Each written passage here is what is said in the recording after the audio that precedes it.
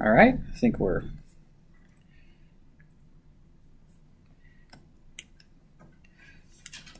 live. Just double check.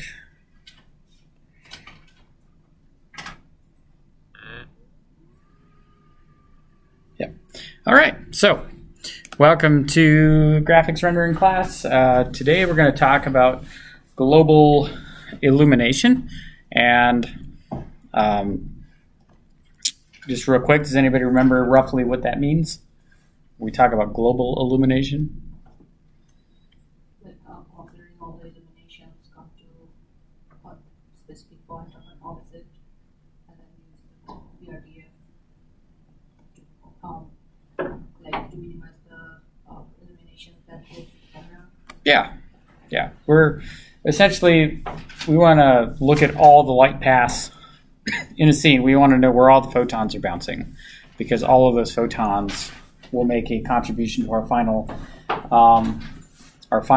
image. And this is in direct opposition to what's called direct illumination or local illumination, where you only consider the light path from the light to the object to the camera.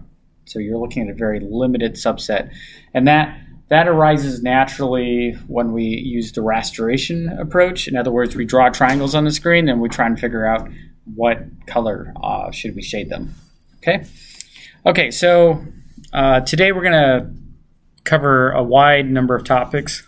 I don't think we're going to talk too much about specular BRDFs today because I want to focus more on the global illumination. But first, I wanted to talk about the midterm. So that's coming up. That's going to be posted on Thursday by 9 a.m. and you'll have 48 hours to complete the exam. So that means on Saturday morning, 9 a.m., that's when it's due. And so no late submission. So I would suggest don't wait till the last hour to try to do the exam. Just do it right away and just get her done. I'll send out a link to a template on Overleaf because I would just use LaTeX because it's easy to do the equations, and then you can go ahead and submit your PDF to Blackboard. So let's see here. Okay, so as a resource, these are the papers that I selected for references. In terms of the questions will be geared towards that. You can use these because we've been talking about these papers more or less for the first half of the semester. Okay, so there'll be links to the PDFs. I'll probably include links to the PDFs along with the source for the midterm exam, so you guys can get access to the PDFs. If you have any problems getting access to PDFs, I already have downloaded all these, so you can just email me and say, hey, I can't get to this. Please send me the PDF. All right. But they're pretty easily found if you just go to scholar.google.com. They're really easy to find. Let's see here. Okay, so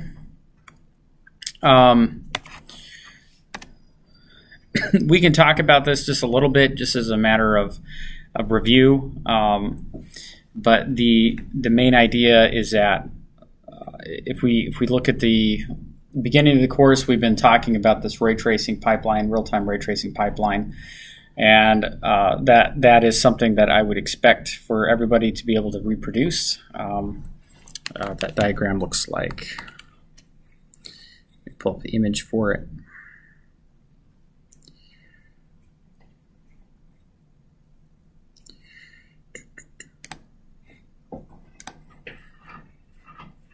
Okay, so this is an illustration of the pipeline. So we were talking about ray generation, tracing rays. We have not really talked about the acceleration structure traversal yet, but we will get to that point. All you really need to know is that we're tracing rays against all the objects, and at some point we're going to call the intersection shader, where we take a ray in our object and we figure out, is there an intersection? And then if there is, then we call the anti-hit shader. In other words, something has happened. And once we have run out of objects to test against, then we take essentially the we ask the question, did we get a hit at all? And was it the closest one? Okay, so if we have a hit, and we call the closest hit shader, so whatever object intersected first. Okay, and then we have the miss shader as well. Okay,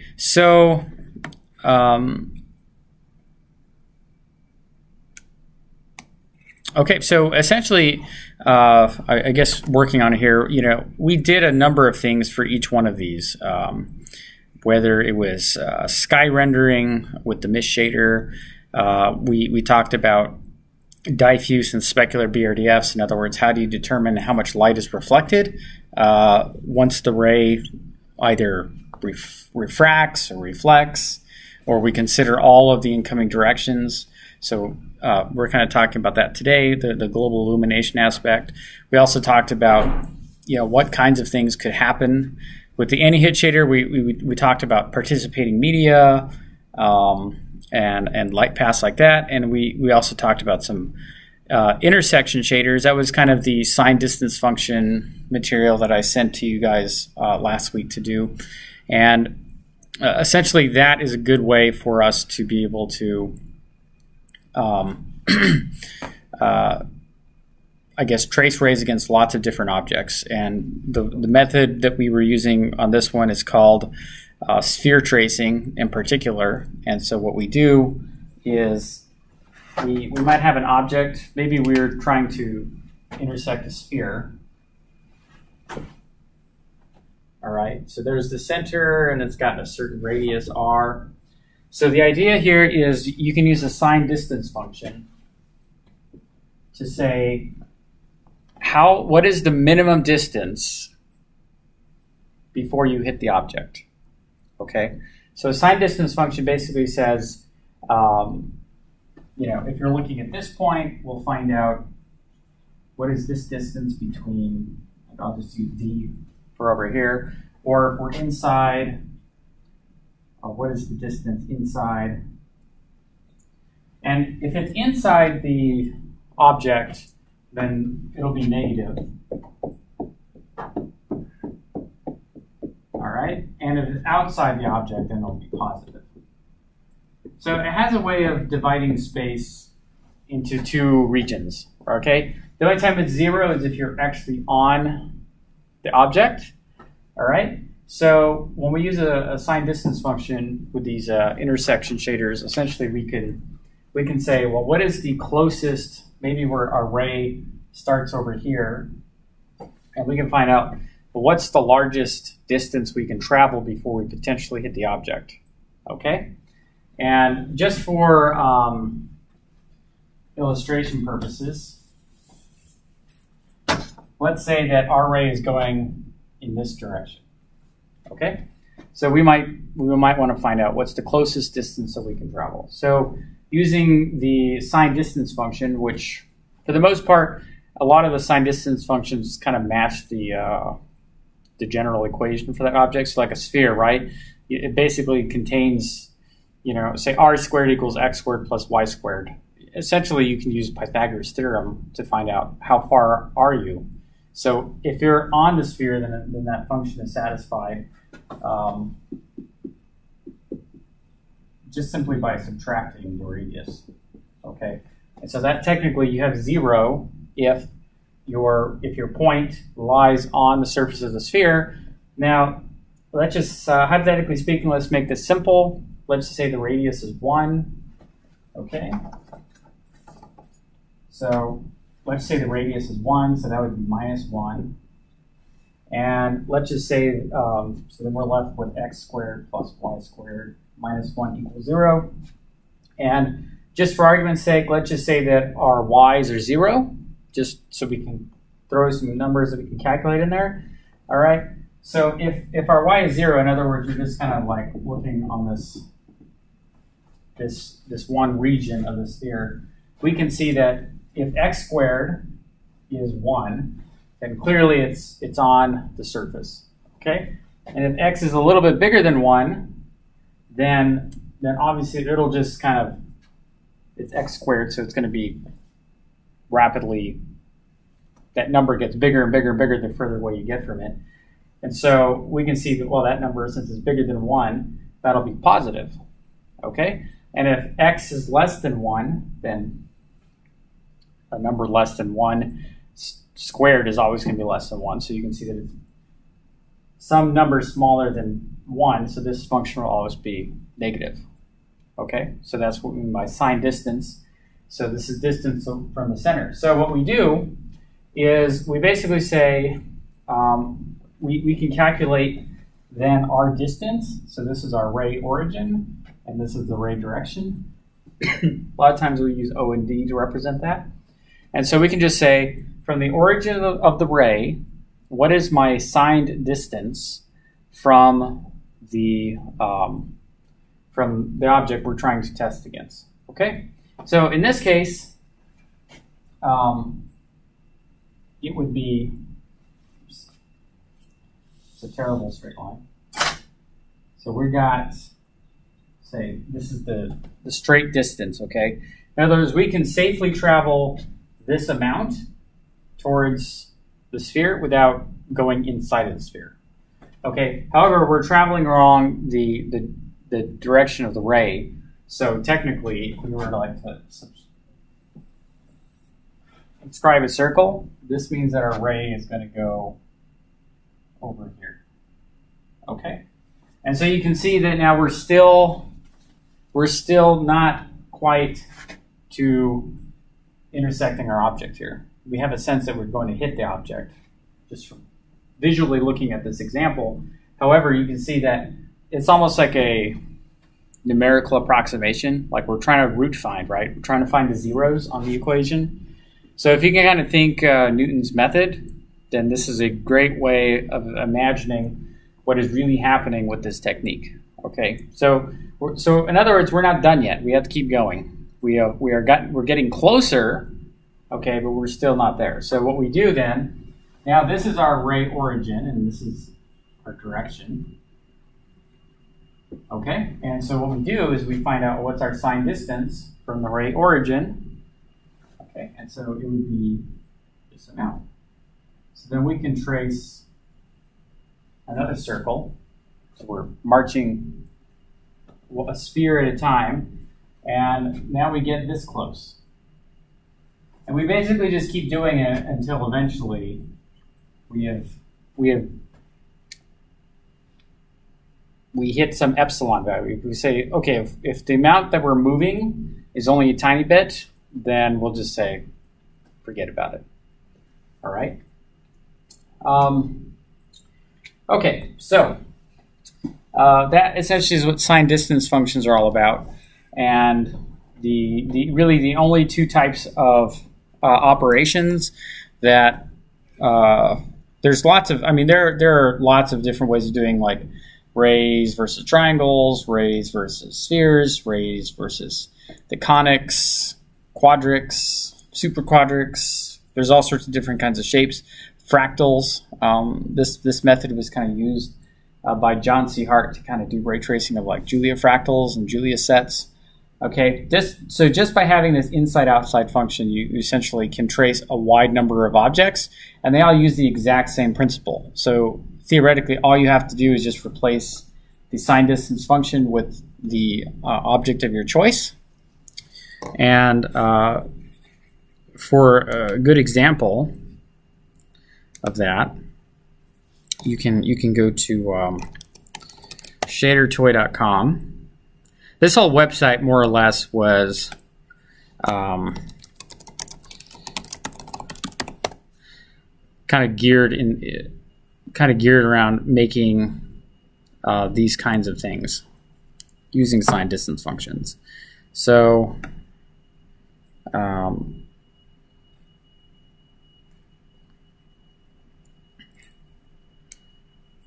there are lots of resources to kind of help out. Are there, for Shader Toy, just a piece of use question, are there any settings that you can do so that it doesn't try and load every single? I don't know. I don't know. This is just one I guess side effect of the website. let's see here. I don't think that it has a way of automatically. Let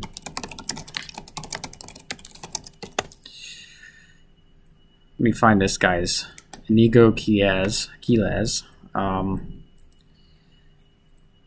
2D.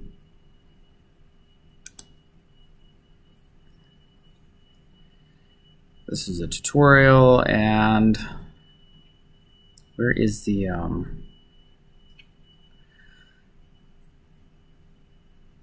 this guy's work is pretty impressive. There's a few of them that are really good at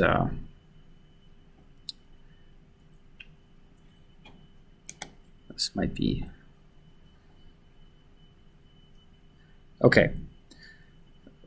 So in this particular one, you know, he's using it to illustrate the concept. But if we look at the algorithm, you'll see that he's got his signed distance functions up here, and we'll look over here that those are the maps. I'm going to find one where it's just. So rather than the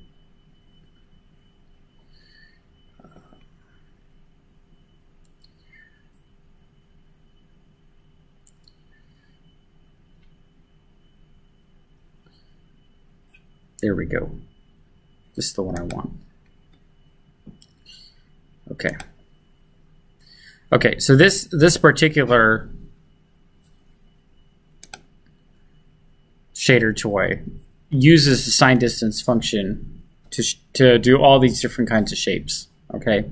And it's pretty interactive, even on your built-in GPU for the processor. So this is one of the better Intel GPU accelerators. You will notice that sometimes there is some precision issues, okay? And sometimes there are issues with whether it goes inside or outside. So if you look, for instance, on this particular, let me see if I can pause this. For this one shape, you'll notice that there's light leakage that happens towards the corner. So it's not a perfect technique, but if you're just like spheres are boring, then this will get you out of that rut, you know, very, very easily. So let me get out of there, the full screen, and I want to see this. Here we go. Okay, so like a sphere, right? If you pass in a point and a variable s, which represents more or less the radius of the sphere, it's just very simple equations, right? So that's just x squared plus y squared plus z squared minus r squared. Essentially, that's what we're talking about. Okay, so then in order to let me scroll down here.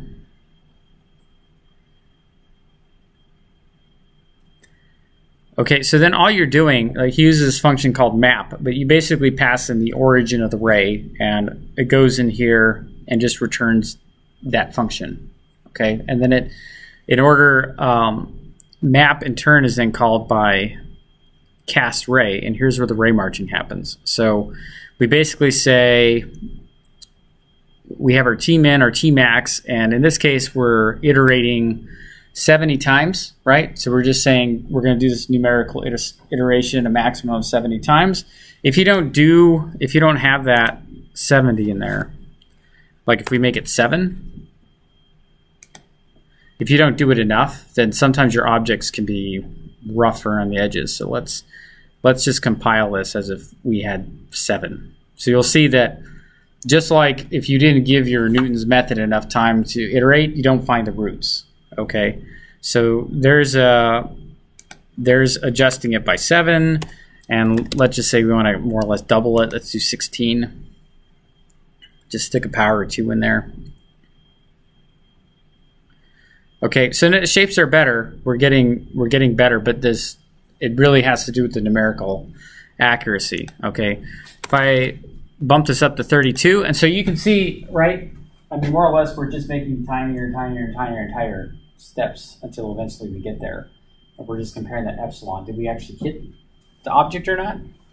Okay, 32 is doing pretty good. I'd say most of the shapes are being resolved, although you notice you can see some halos over here around the edges. If you look closely, you'll see some halos because our numerical stepping is just not good enough. And then if we want to, we could just be crazy, make this go way slow. If we're like concerned about accuracy, we could just say, oh, let's just do 320 steps. All right, and in this case, we have no problems. So sometimes it's just a matter of finding the right, for this particular primitive, maybe it's better if you have like a larger number. But even then, if your GPU is just not up to it, in other words, like your accuracy on your shaders, if you're using 16-bit floats or 32-bit floats, that can make the difference between not being able to have enough precision to work with. Okay? All right. So that's more or less how the sign distance functions are working. So I just want to kind of go over that again to kind of review what we were talking about last week. Okay, let me close that so it's not eating my leave. So it's not eating up my GPU or my CPU. Okay, I'm going to add another paper in here with the, I just forgot to put it in there, with the sky rendering. Okay, because we did spend a lot of time talking about sky rendering. So yeah, these are the resources for the midterm, and more or less we spent a lot of time trying to understand this whole process. Okay, and the only thing we didn't really talk about too much was the acceleration structured reversal, but we'll talk about that when we get back next week. Okay, so yeah, so mesh shaders, sky rendering, our BRDFs, intersection shaders, sign distance functions, participating media. Okay, so I need to make sure to add the participating media paper in there and the sky rendering, and then we'll be good to go. And then ray generation, more or less we've been talking about it in context of Whitted ray tracing. Okay, and that's the Whitted 1980 improved illumination model for shaded display. A reflectance model, Cook and Torrance, is famous for the specular BRDF. Then you have the rendering equation. That one's kind of the global illumination. Okay. The Hart papers, John C. Hart wrote this one in 1989 as well, but these are sphere tracing, so this is talking about sign distance functions. Distributed ray tracing, this is just different techniques for improving the sampling, right? We were talking earlier on in the course about how do you improve the quality of your images, or how do you so that's one of the aspects of that paper. And so sometimes when you hear the word distributed, you're depending on what your background studies are in computer science, you start thinking things that are not true. Okay, so for example, distributed ray tracing, one thing is like, distributed processing. In other words, you might have like servers of machines, and they're all computing stuff, so you just like subdivide tasks in there. So you might almost get the idea that the distributed ray tracing has to do with that, structuring of the ray tracing problem so that you're able to use distributed systems to solve it. But it's not talking about that at all. So just as a matter of review, for distributed ray tracing, does everybody remember the billiard balls? Yes? Yeah? I don't know if I have...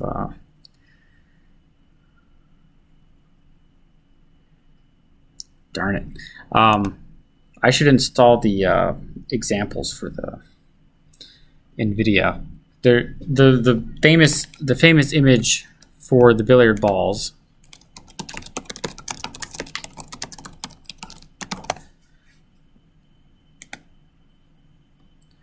almost a good way to remember exactly what it's doing. Okay. 1, we're getting anti-aliasing. Okay. 2, we're getting motion blur. And the idea is that if you take, in fact, we can look at that paper real quick just to kind of quickly preview that. So if we click on the distributed ray tracing paper, let's go ahead and open that. We're essentially, and this is cool stuff, right? Lucasfilm. They're doing motion blur, depth of field, so your camera, so getting the outside surface, simulating these penumbras, translucency, fuzzy reflections. And the whole idea behind distributed ray tracing is that instead of like the normal Whitted style, right? Whitted style, we're always thinking, okay, the ray is leaving, it's going to hit a surface, all right, and we determine that when it reflects, it goes a certain direction, right? Or it refracts, it might go a certain direction. And the idea here is that rather than just taking multiple samples around here in space, that we should also do it with respect to time.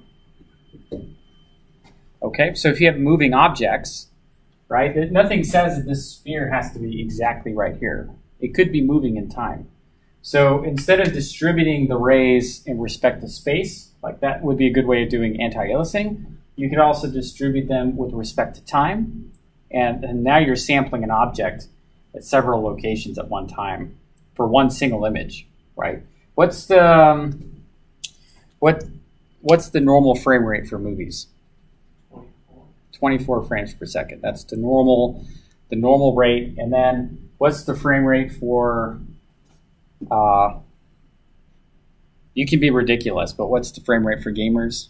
144 hertz. Yeah. People want 144 hertz, 240 hertz, ridiculous numbers that don't mean anything because your eyes can't see anything that fast anyways. Not saying it doesn't make a difference, but your ability to detect a single pixel changing with respect to time, you might be that good that you can detect a single pixel changing at 144 hertz or 240 hertz, potentially. We'll just go with the 144 hertz. It is possible. If you were sitting there and you had a solid screen, it could be that you can detect if a single pixel flashed on and off. Okay. Now, you're not detecting lots of pixels, okay, but theoretically the response time for a human could be 144 hertz if all they were doing was intently focused. They were focused and they saw it.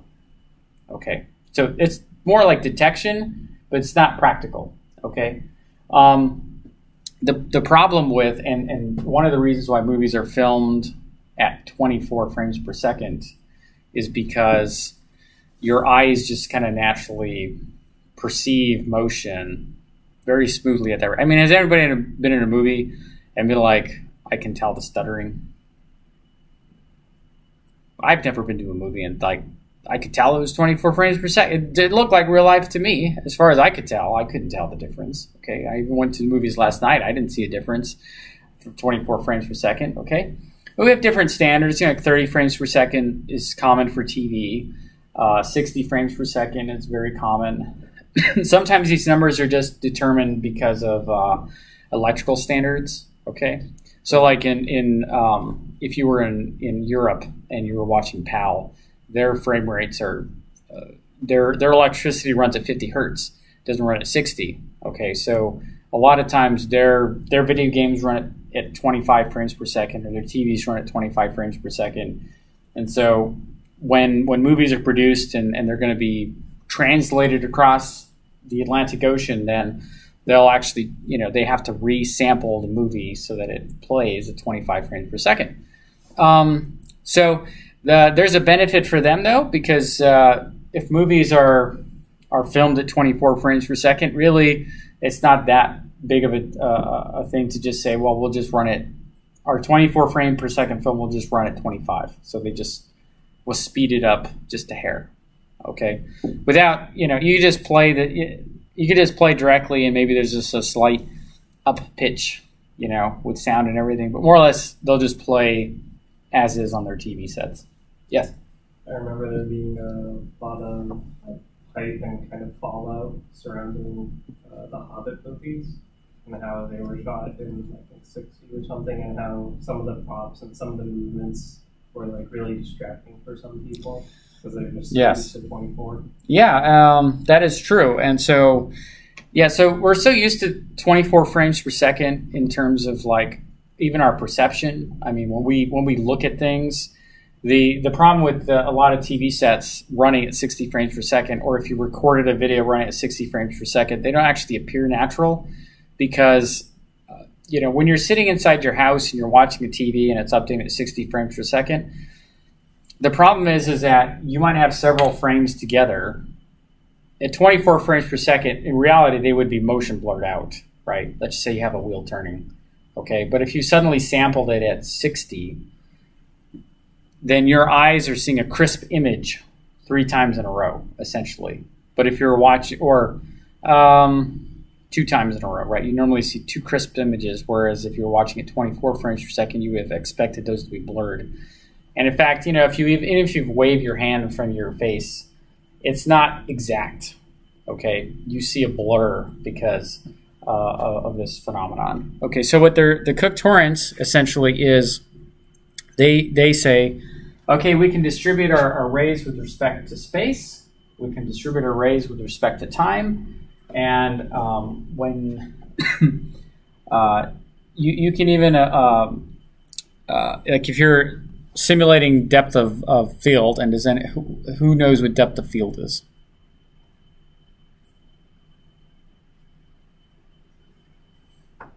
Okay, so we'll define that real quick. So everybody has seen depth of field. Everybody has the depth of field. And it's a camera term.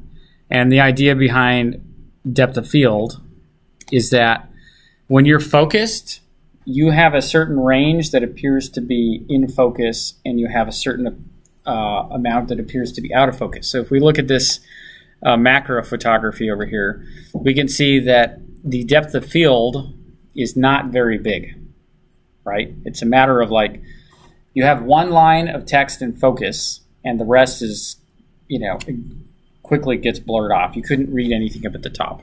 It's just far out of there. You might be able to see a little bit above and below, but essentially what depth of field means, how wide is the field, all right? And the width of the field has to do with how much light did you let into the sensor. Okay, so if you have a camera sensor and they're rectangular, the simplest type of camera is a pinhole camera, right? So you might have a box. So you can just imagine Ansel Adams has his nice little pinhole camera, and on the back side you have the imaging plane, okay? And then you have a little tiny hole over here, and you go ahead and you can take an image. So all the photons that arrive go through this really tiny hole, okay? Now, the problem with that is that it's really hard to get lots of photons through that little hole because it's so small, okay? So a lot of times cameras will have a diaphragm, okay? So everybody's maybe familiar with the, I'm going to probably butcher it, but let me just find a picture of the camera diaphragm.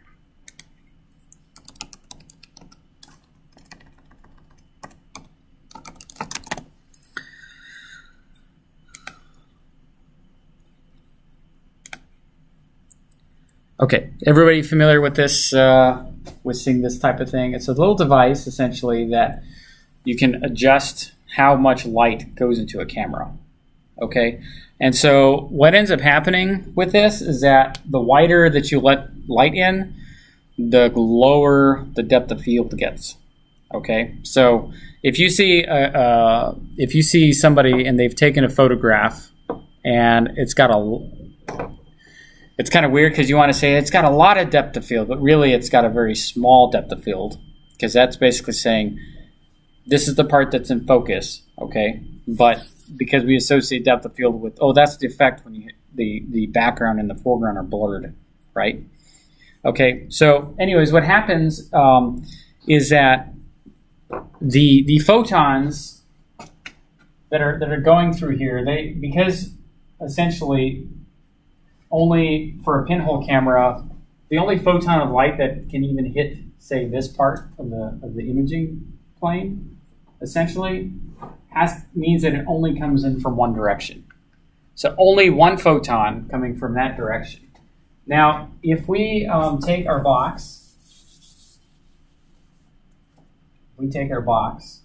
now, and there's our imaging plane. Except that this time we have a much wider, okay? The photons that can hit this element on the image plane, suddenly you have this cone. All right, so what's going to end up happening is that when you have a pinhole camera, you get images that are extremely sharp. They're extremely sharp. All right.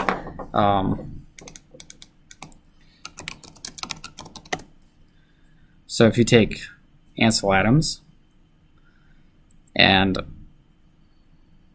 sure, we'll take that picture. So when he takes this image, this will be a nice bright day. The only time really you can get away with taking a picture and not get motion blur from people is on a super bright middle of the day. The sun is out shining, and you can get a very vivid, very sharp image. Okay. Anybody ever been frustrated with their camera that you can't take a sharp picture? As soon as everybody's like moving, you're like, stay still, you know? Everybody's going to have this thing. In fact, we will spend lots of money on cameras specifically so that we can kind of help make that thing. But anybody ever bought an expensive camera and then was disappointed? You've been disappointed?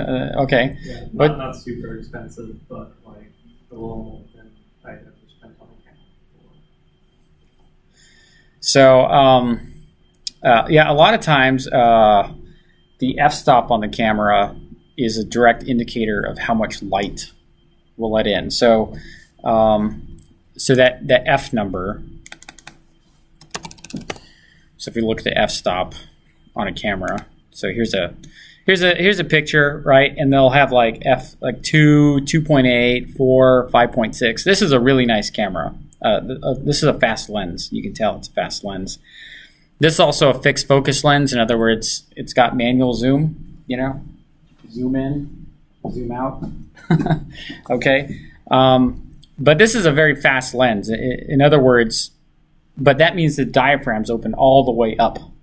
Okay. So really the only way to take a fast picture is just to let the amount of light in, just increase the area.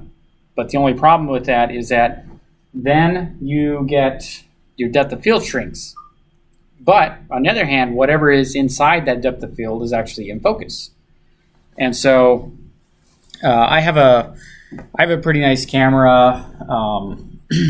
I used to have one of those DSLRs, and I had like this huge lens and stuff on it and stuff like that. And then I kind of got challenged.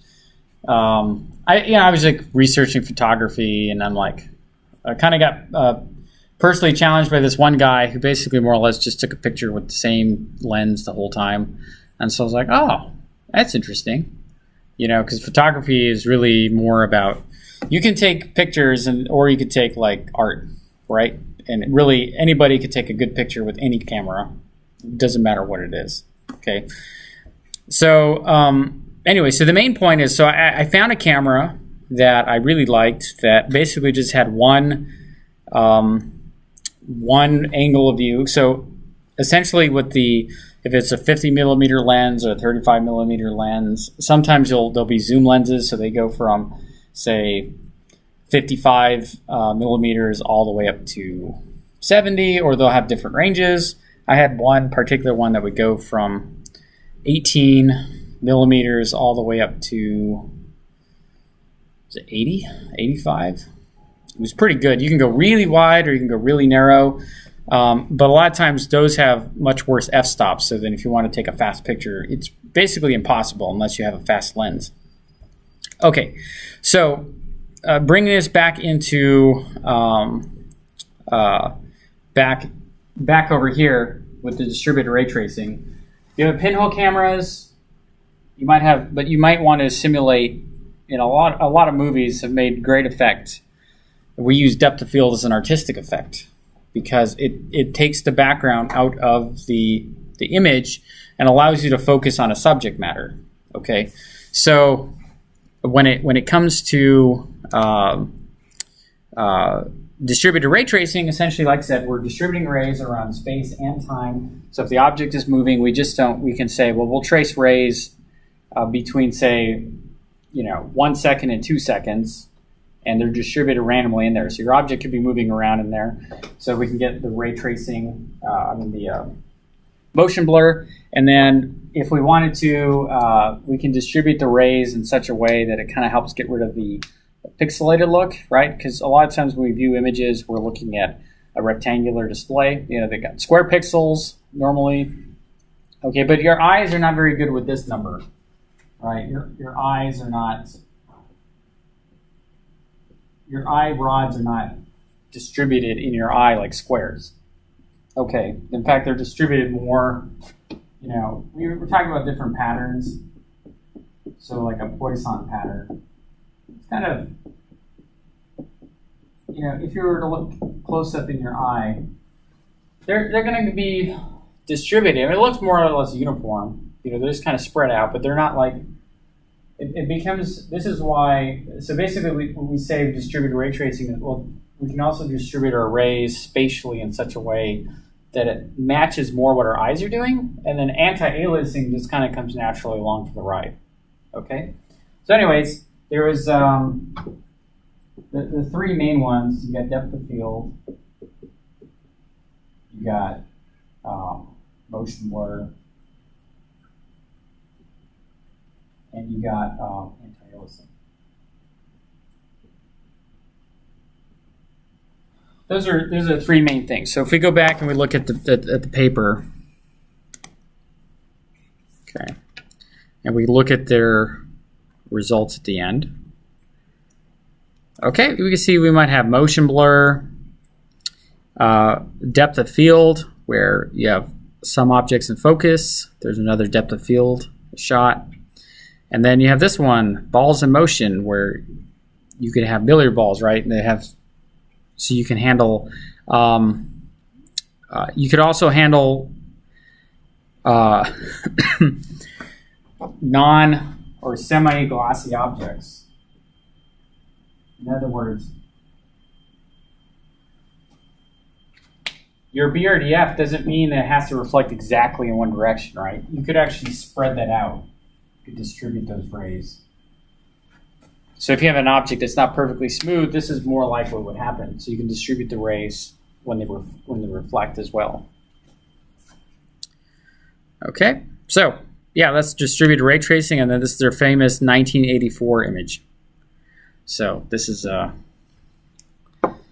world famous image. And I have to say that in 2019, this image looks fantastic even today. Okay, so testament to this particular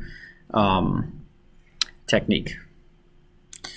Okay, all right. So let's continue on and talk about global illumination. So just as a review, we were talking about we can use some symbols: E for eye, L for the light vector, S for a specular interface, D for a diffuse interface. In other words, what kind of surfaces are we talking about? And so if we talk, say, an LSC, then we're saying that the light travels towards a specular surface, bounces off, and then heads towards the eye. And if we just use this notation, L, S, D, E, in the brackets, then that means we're talking about a singular interface to the eye. In other words, this is like most of our rasterized renderers, where we're drawing polygons and then we're determining what they should look like. And over here we have our LSDE plus E path, and essentially it says the light can travel anywhere it wants before it gets to the eye. Okay, this is global illumination right here, this last one.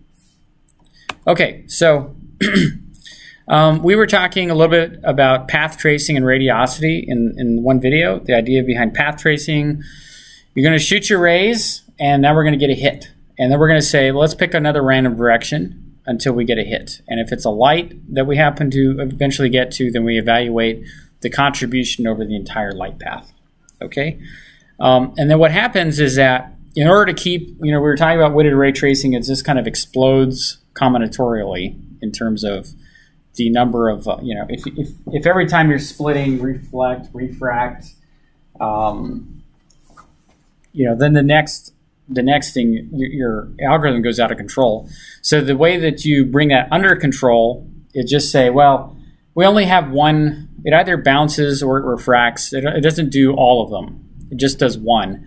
And then what you do is you average the result at the end. So we talked a little bit about the Monte Carlo method, where you could estimate the volume or the area of a sphere simply by randomly throwing darts inside of a square and then measuring the ones that are inside the circle. Okay, so same idea here.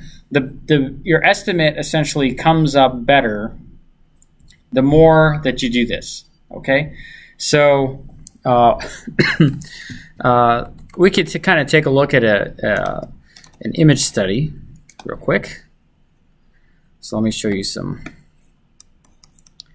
pictures. Nope, not in there. It's the OneDrive.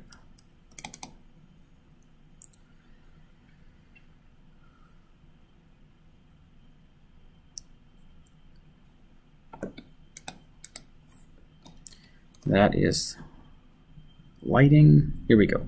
I want this one. Open with Earth.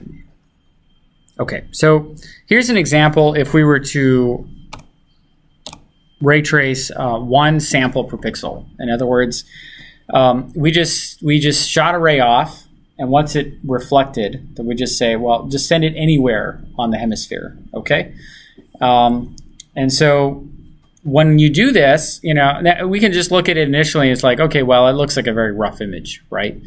The idea here, though, is we didn't cause. We controlled how many calculations we're going to be making by just saying it's only going to reflect one time. Okay, so you'll end up noticing that's like on the top of this bottom sphere, a lot of the pixels are black because essentially they reflect, but then they hit a surface that is not illuminated. Okay, so that's why we get black.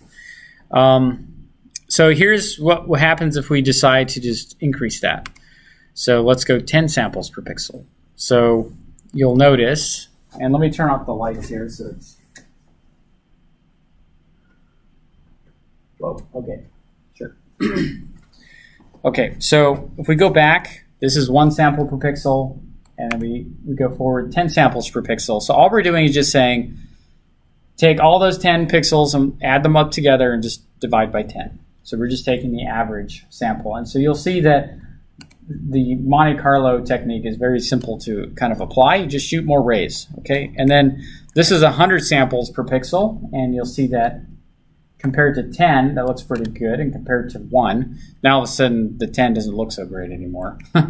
Our eyes are like, whoa, whoa, whoa, I see all the problems, right? Especially the shadows. You just notice that in the shadow areas, they tend to be really splotchy, okay? Okay, so then we can say, well, let's just go to 10,000. Or no, this is 100. Okay, let's go to 10,000. I mean, not 10,000, but 1,000 samples per pixel. So now we're doing 1,000 samples per pixel, and for the most part, we've gotten rid of like all the noise, and whatever noise is there, more or less looks okay. You never quite ever get rid of noise, because the more you look in the shadows, the more you'll see some issues. Okay, but the way that Monte Carlo basically works, the more samples you throw at it, the better it is. So if we go back to our 100, it's still not bad, but you can tell that in the areas where we have shadow, that's where we have our biggest issues. And we go back here. Is this image unusable? Depends on what you want to Sure, like what? Like, say you want to, like, not necessarily simulate, but I guess it kind of reminds me of old film and old film grain, that sort of thing. Yeah, okay. So, I can see that. having lower samples and stuff kind of helps with that sort of how it kind of work. Sure. What do you think, Jacob? Is this unusable? Could be useful. If that's what you want it to look like. Maybe what are some other ways why this could be useful? If you're gonna blur it anyways. Okay. Yeah. It might be useful if you're going to blur it anyways. We're actually going to take a look at that. This would be a really tiny thumbnail that you wouldn't really be able to tell. Sure. What do you think? How might this image be useful?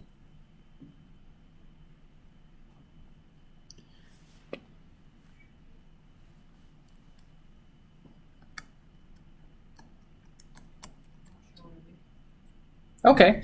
I'm going to turn on the lights real quick.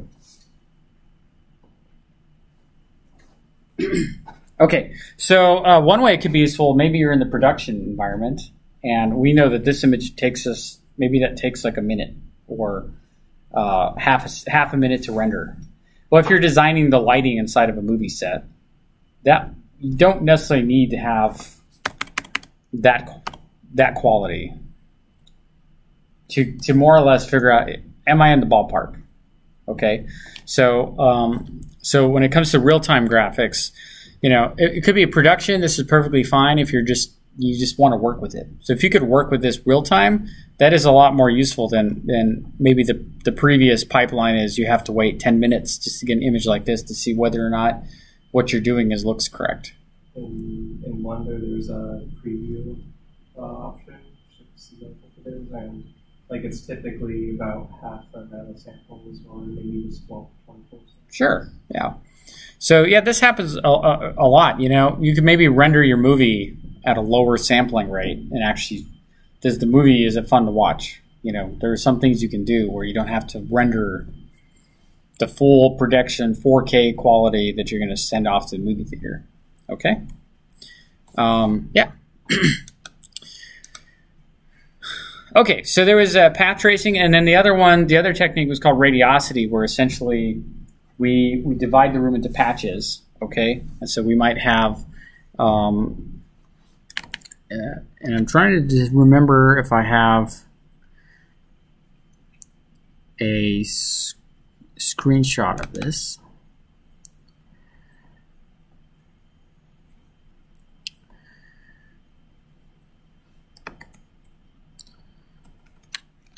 Radiosity.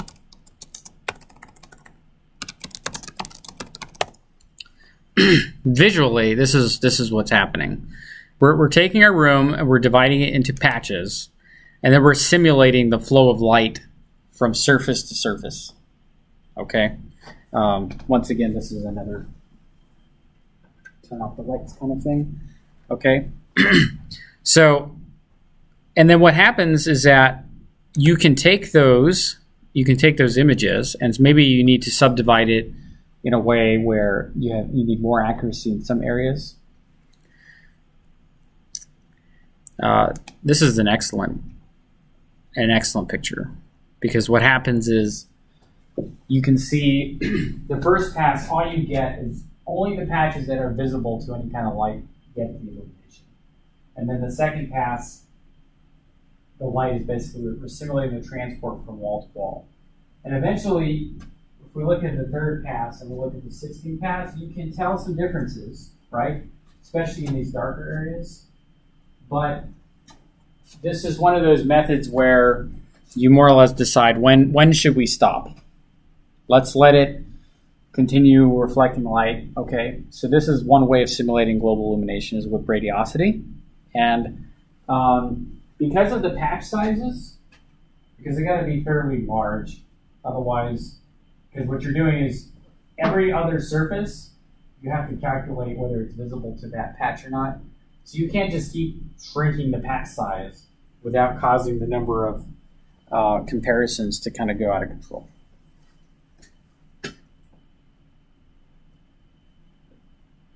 All right, get back here. I wish that was smoother. Okay, so there's radiosity.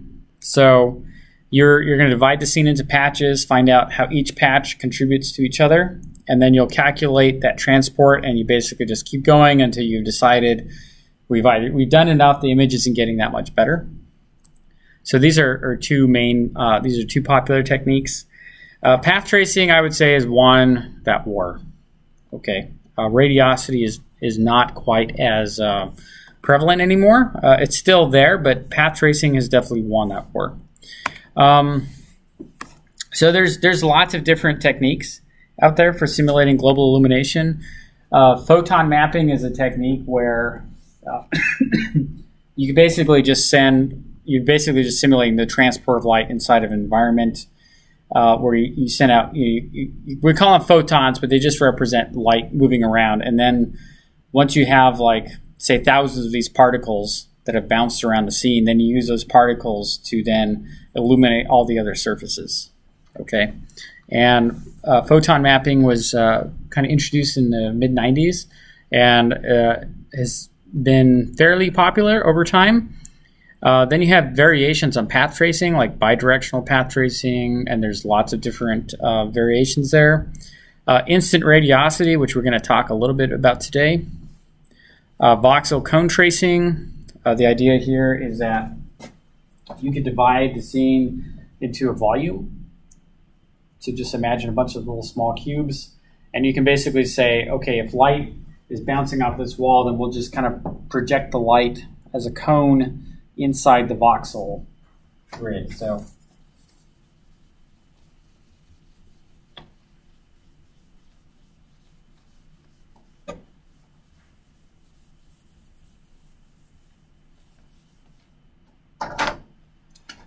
okay, so voxel grid.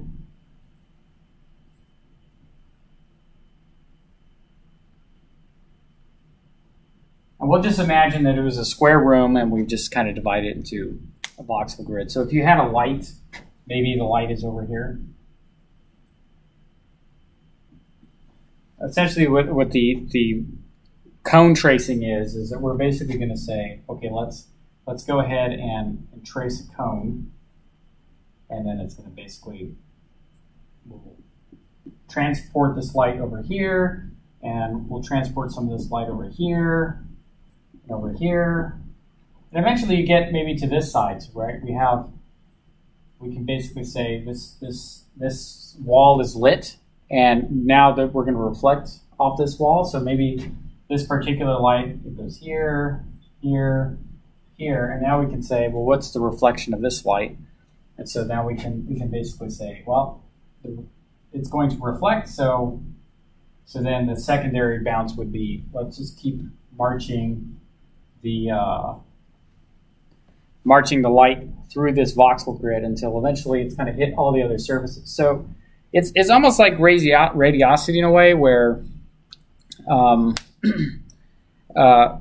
we have this time step, that we're kind of simulating the transport of light. It's not like an instantaneous.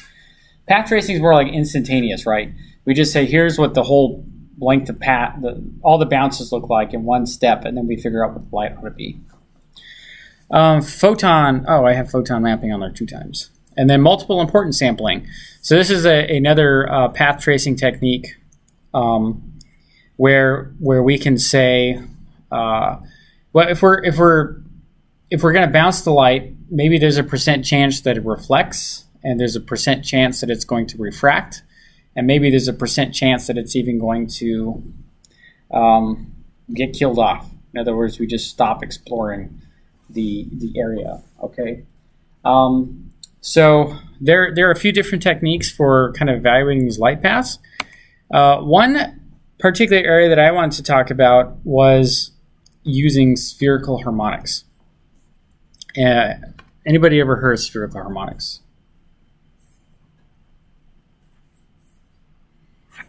All right. Okay. We may talk about spherical harmonics some more, but these things are pretty cool.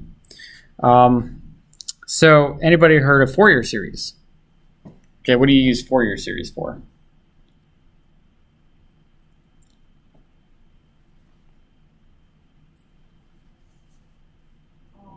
So that basically works with different kind of frequency signal margin or like splitting the inverse one. So the idea behind Fourier series, kind of like what you say, you have a complex signal and you want to break it into its fundamental components, right? So, and I guess the key insight to Fourier series is that you could take any kind of wave, and if you had an infinite number of fundamental sine waves, you could say how much each one of those waves contributes to the original signal, and you basically get a whole bunch of coefficients that then you just kind of add them all together, and you can go ahead and approximate a function. So Taylor series, who's ever heard of Taylor series? Taylor series. What is Taylor series used for? Taylor series is used to approximate continuous. Yeah, you use it for continuous, but what would you use? Maybe what would we use Taylor series for as a practical method?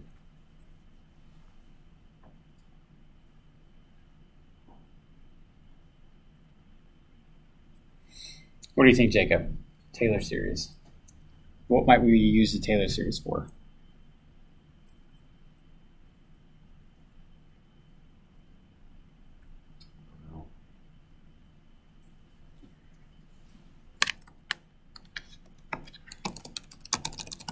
So I'm going to do one particular one that comes to mind is like the sine function. We might want to actually use Taylor series to calculate. So we have a real valued function. It could be a complex one, but a lot of times you have like a real valued function. And so if you wanted to calculate the sine of any number, then it's possible that you may only have enough time to calculate.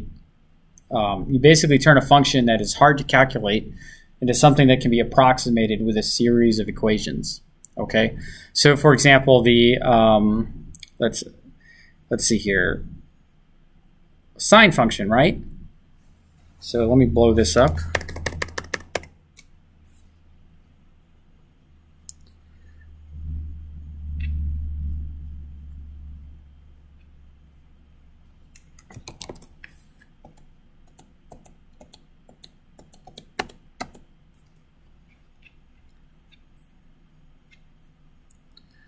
Okay, here we go. This is what I wanted.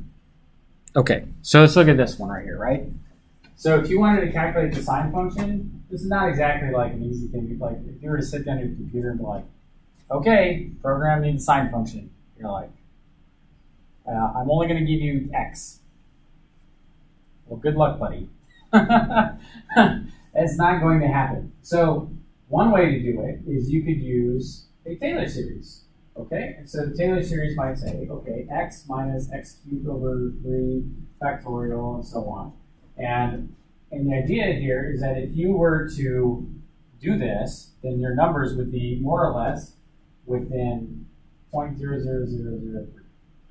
Okay, which for computer graphics, that's more than good enough for what we want, right? We don't need anything more than that. And so the idea here behind a Taylor series essentially is let's use some smaller order polynomials to approximate our function.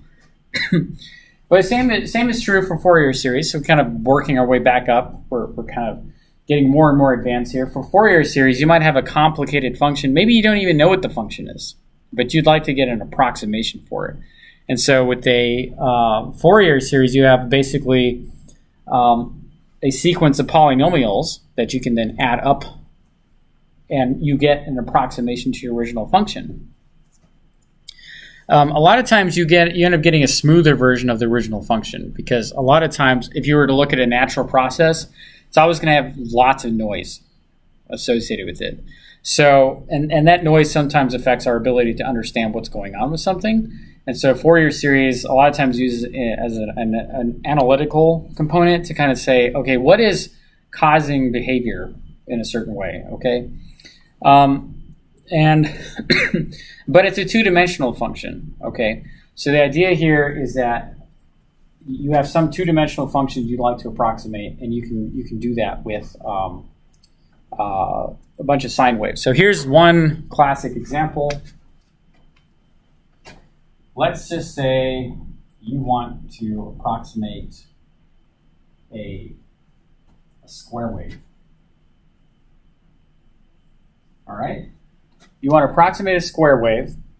So one of the ways you could do it is, you might have, theoretically, you could approximate it with one sine wave, okay?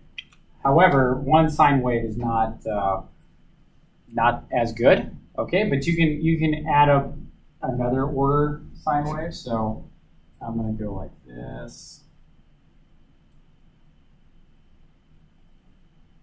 okay? And so now, when you essentially what can happen is, as you continue adding these smaller, these higher and higher frequency sine waves, then more or less it looks something like this.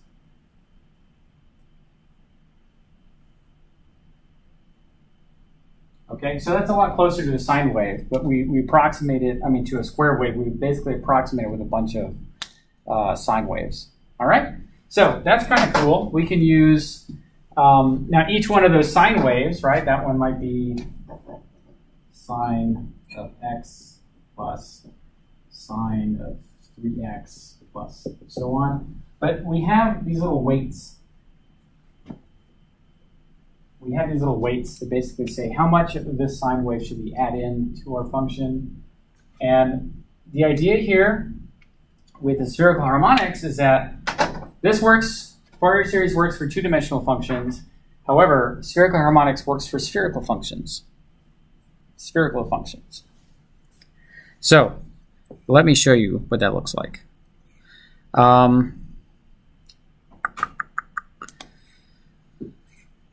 So let me go to my PowerPoint. So this is more or less the way that Fourier series works. It uses this idea of an orthogonal function, okay? And we're going to take a look at what an orthogonal function is in just a second. But I want to just kind of show you. Yeah, it's a lot of math. That's fun. Yep. Okay, so I'm going to show you this particular paper, Robin Green's spherical harmonic lighting. This came out in 2003, and this is one of those papers I wish I would have seen like in 2003 and not like 10 years later kind of deal as I'm doing my PhD research. So the whole idea here with spherical harmonic lights is we want to simulate global illumination, but it's a little hard to do, okay? So the way that we want to do this essentially is by approximating what the environment is doing around the surfaces of our object. So we talk about the rendering equation, and the idea here is that we basically want to simulate this part, right? We want to do that integral part in such a way that we can do this in real time, all right? Because that's challenging. So here's how we're going to do this, okay? I'm going to skip the Monte Carlo thing. This is interesting. First of all, we need a bunch of samples. So over here, we're doing a sphere. We got a bunch of samples on the sphere. And this is kind of talking about the orthogonal basis functions. In other words, you might have a basis function like on the right-hand side. There might be some basis functions. The idea is that, like I said, if you have some constants, you can add those together and come up with a way of taking your original complicated function, right? Like on this side. So you have your original complicated function, and by using these basis functions, you can more or less come up with an approximation to your original function. Okay, so the key trick here is that we want to use this to approximate what that integral looks like on our in our rendering equation. We want to approximate what is the illumination profile like at the point X where we're doing all our reflections and everything. Okay, so we use spherical harmonics. So I'm going to skip down here. This is what they look like. All right, so you can turn your head sideways if you want to. If you're like, hey, those kind of look like those orbital shells that I learned about in chemistry, that's kind of weird. Okay, it actually comes from the same kind of math that's used to determine what the orbital shells are supposed to be for electrons. Turns out they're also useful for computer graphics as well. So the idea here is just like Fourier series where you have sine functions. You got these guys over here that if you have a weight attached with each one of these and you add them all together, then you can use them to approximate the illumination around in an environment. So going further, here's another good example, good illustration. You might have like a complicated function, and by using the more that you use, you can see that the better the approximation gets. But it also has a nice side effect in that if you had a really noisy scene, and I haven't really described this, you probably are having a little difficulty imagining this in your head. But if you had like a noisy, like if you were to take an environment map, like where I'm standing here, there's lots of high frequency involved. In other words, like this goes from white to black. You know, there's a lot of high frequency. In other words, the way that the image can change is very, very fast. Okay, so this is what they look like. Okay, this is what the spherical harmonics look like. This is what happens when you add. You take your original function, then you just add approximations to them. Now, the only downside, like this is n equals 10. We got 10 bands.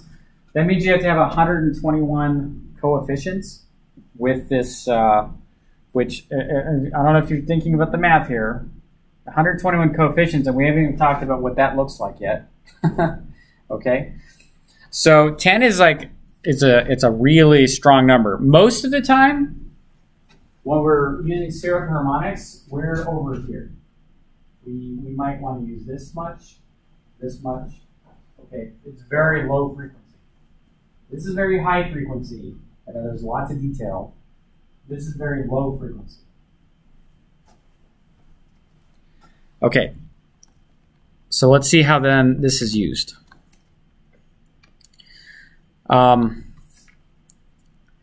We more or less are trying to decide what the weights ought to be due to the environment map. Basically, we want to take our environment map and use it so that we can approximate what the light looks like. And then secondly, if we had a complicated object like this, okay, it's not trivial to draw that. You also want to do the visibility term. In other words, what part, right? So if you can imagine,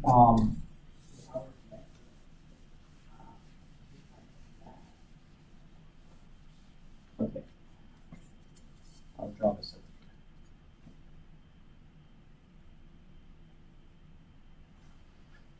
Now, before we go any further, I just want to show you guys what we're doing with the spherical harmonics, so that you can imagine what's going on, okay? So here is a rough environment map, okay? So it's a cube map, so this is the left, right, bottom, top, bottom, and then forward and backwards. I think that's what the index is, okay? Oh, did I only give one image here?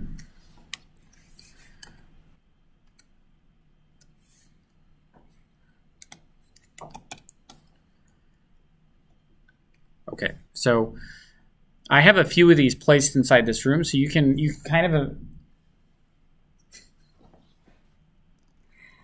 It's revolting. Or not revolting, it's, yeah, it is. Having... Okay. All right, we're back again. So you can imagine I have these spherical harmonic probes inside this room, okay? And what we're going to do is turn them into spherical harmonics. So I already showed you the samples on side the sphere. So we take a bunch of samples from this image. It's very noisy.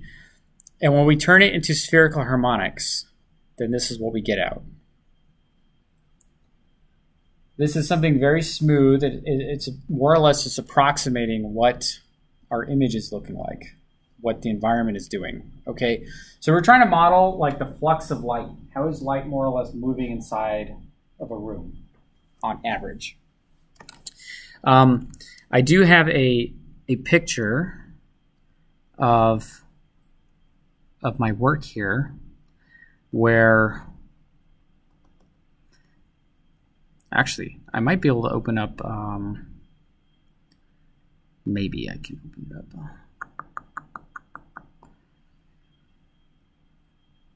Let me see if I can open it up and explain what I'm doing here.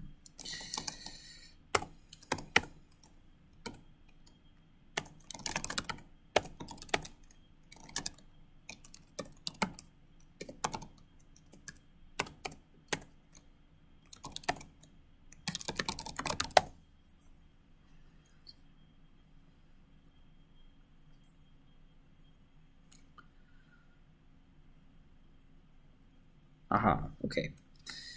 And I also want to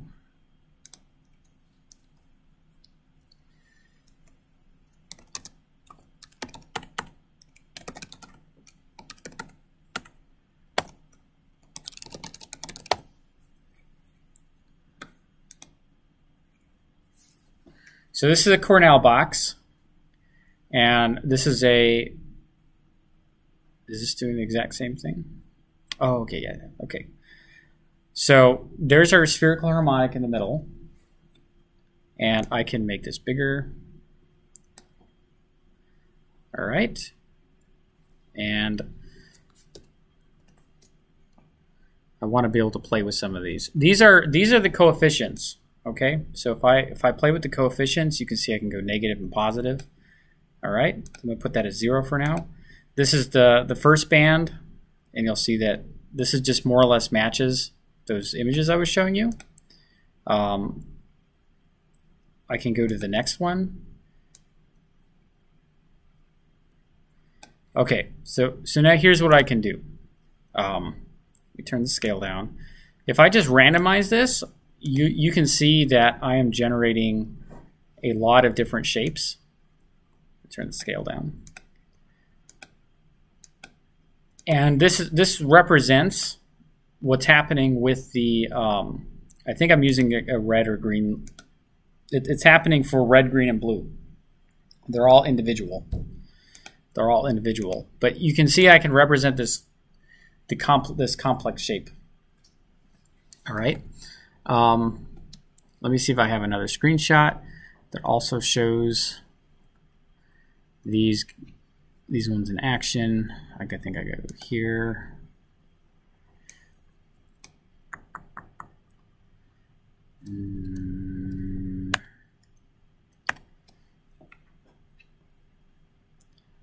Scroll down.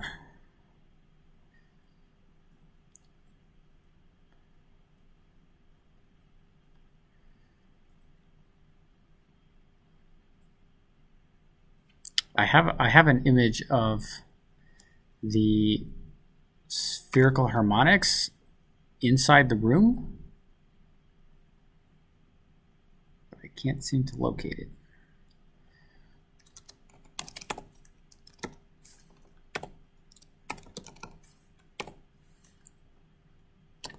I'm going to skip it for now. Okay, so here's what we're doing with the spherical harmonics. We're just using it to represent what is happening with the light. Okay, so we can adjust the parameters here, and essentially what we're doing is so over here I can move like one of these lights around. Okay, I can more or less, I can use it to simulate. So if I was to actually move like one of these out here, you'll see that I can control the red, green, and blue separately if I wanted to. And I got the 2 lights here. You do a lot of control over these things if you want to. You normally don't do that though. You generate, what you do is you end up generating a whole bunch of them and you interpolate between the 2 of them. That's a cool thing that you can do. Okay, so anyways, I hope you have it in your head what a spherical harmonic is doing. So we have basically an environment map, and now we turn it into basically a mathematical equation that's low frequency. So it's basically like a smooth version of what's happening.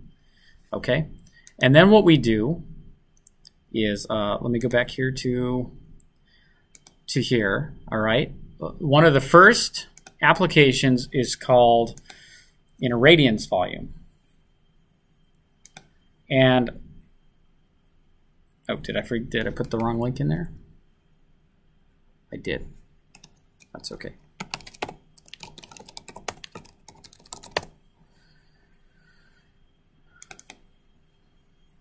Okay, we have the irradiance volume.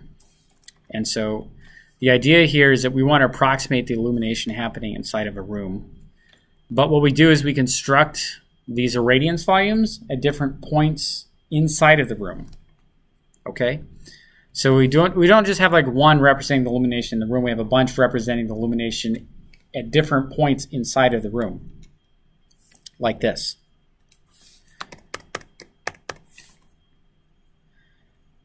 Now, each one of these is what we'd use a spherical harmonic for. Now, at this point when this was written, this was just a texture map being used to represent it. Okay, spherical harmonics have not 100% been introduced yet. But the idea here is that you can find the neighboring irradiance volumes, and then you can determine what the illumination ought to be inside of it by interpolating those other volumes. Okay? So here's some results. So basically, in order to render this scene, they would find out, like if you're rendering this point, they would find out what are the irradiance volumes that are surrounding that point, and they would use those as the illumination inside for that particular part. So going back to our figure here, there's 2 parts to it. We can separate the rendering equation out into 2 parts. One is the visibility term. So what if, so the radiance volume is surrounding the object. Okay, now it's clear if we look at this point that this part on the irradiance volume should not affect this part, right? Does that make sense? Because it's being occluded by this object. But we would say that this point, this point, this point, okay, this represents what's visible for this particular. So what we can do is we have a spherical harmonic representing the outside, which represents the light coming in. And we can actually construct a spherical harmonic representing the visibility. So in other words, that might look like this. And if you had a point inside here, that might look like this. So if you can just imagine those strange, weird spherical harmonic shapes, they could represent the visibility of this point to the surrounding light.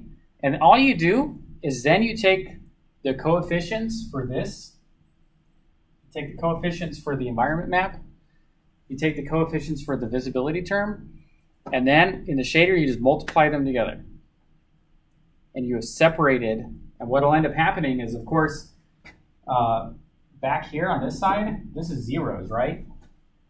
So if the coefficients representing this part of the shape get multiplied against these coefficients representing back half of the illumination, then all of a sudden now this illumination isn't counted in. And you can do this for every single pixel on the screen. So the challenging part then is to generate all of these irradiance volumes. Believe it or not, this is how modern 3D games are rendered. They actually will generate irradiance volumes, and then they will, so you can more or less simulate global illumination. And the one paper that's particularly important for this is called Pre-Computed Radiance Transfer. So let me just show you these two papers real quick, because we're more or less done. Okay, but the one that came before is Ramamurthy and Hanrahan, and the idea here is like you have and what I feel like this did for this paper just said, hey, we can use spherical harmonics to represent the irradiance environment map. So you can see over here, this is the using spherical harmonics to represent this radiance probe. Okay, but more or less what this did is, if you look at older movies that have 3D graphics, just go watch earlier Star Wars movies, like in the early 2000s, and you'll notice that when people add 3D graphics, sometimes it doesn't look like the 3D graphics belong in the scene, like almost like like they're there, but they're like, it doesn't look like they fit. So what you can do is you can use spherical harmonics that represent the illumination in a scene, and you can use that to illuminate the object, and now it looks like the object belongs in the scene. So if you look at the the armadillo here, he looks like he belongs there. He doesn't look like he just belongs to another scene. And the pre-computed radiance transfer, same idea. We can go back down here.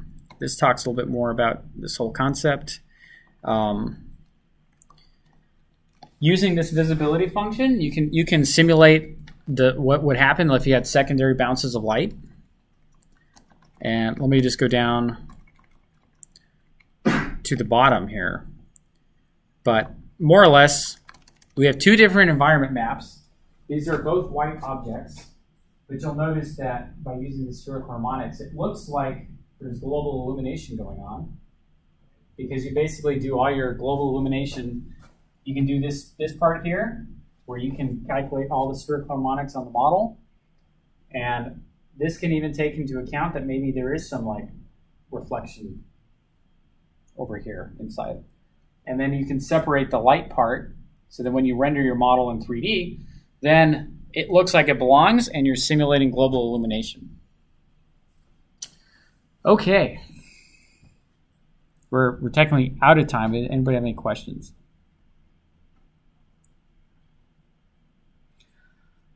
This is cool. This is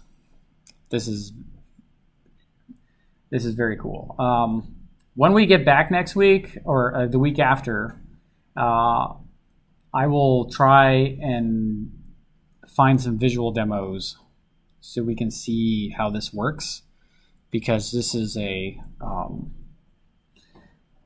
think this is phenomenal. Maybe you've never heard of this, or you didn't know that your games work like this, because it's not exactly like, I feel like it's well known if you are familiar with it. Otherwise, it's like you think that all the graphics is happening because of the BRDF. And which is, of course, simply not the case. Okay, anyways, so we're done for today. Midterm will be posted before 9 o'clock on Thursday. You have 48 hours to do it. And then, anyways, I hope you guys have a safe spring break, and look forward to seeing you guys when you get back. Have fun. Take a rest. And I think that's all I have. So, okay, I'm going to stop the stream now, and you guys have a great day.